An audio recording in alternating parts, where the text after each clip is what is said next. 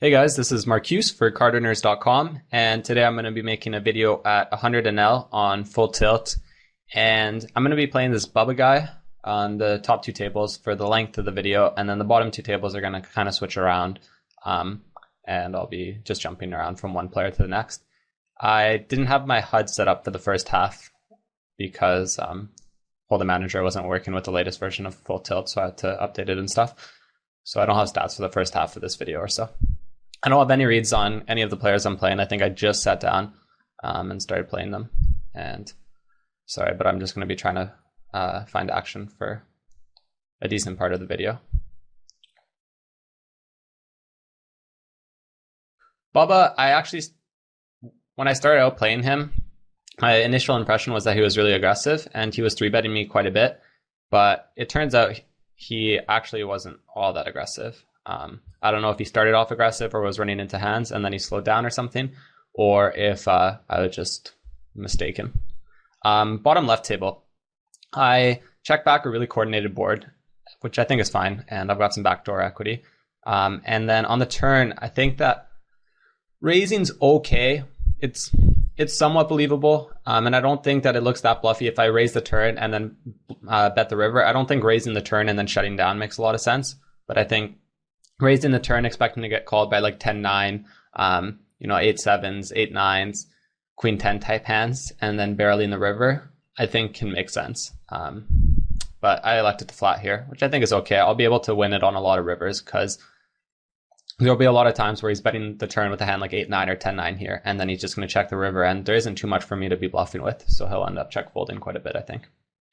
But I river a king, and if he bets, I'm just going to call. He can value bet worse. Top left, he 4-bets me, and I thought this was really bluffy early on. So instead of jamming, I decided to flat and hope that he catches up to the second best hand or bluffs off his stack. Top right, I'll be check calling the turn, and bottom left, yeah, I'm just going to call. Unfortunately, he had Queen Jack. I think his value bet's fine. I wouldn't really see it as all that bluffy, most likely. So it might not be the greatest, but he has the best hands so often that I think him value betting the river there is perfectly fine. Top left, I decide that if he does have a legitimate hand, he's probably just going to stick it in on most turns. And by check calling, I give him an opportunity to bluff off his stack. I think check jamming's okay too, but my hand's not too vulnerable on this board. So I decide to check call, hope he catches up to a second best hand or decides to bluff off his stack. But then this turn comes and I actually change my plan and just open shove into him because I think that he checks back the turn with a lot of pair and flush draws, or even something like if he 4-bet like ace 4 with the ace of spades, I think he checks that back on the turn a lot, but might end up calling.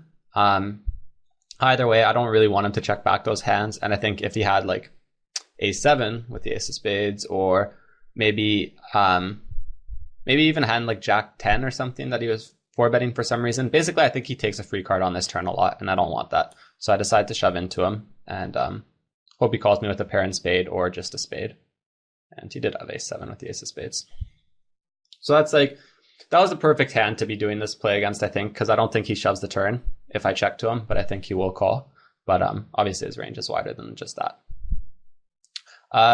On the top right, I think that it's a good spot to just barrel all the way down. I think it looks really strong, and that if he doesn't raise this board, a lot of the times his hand's going to be weak. But he folds. Top left, I check back coordinated board, low coordinated board. I think that's okay. I'm a fan of checking back over cards and spots like this just because you've got a bit more equity. You know, if I had a hand like, I don't know, king 3 or something, I'd be more likely to bet it. Or 7-3 or something, I'd be more likely to bet it on the flop, I think.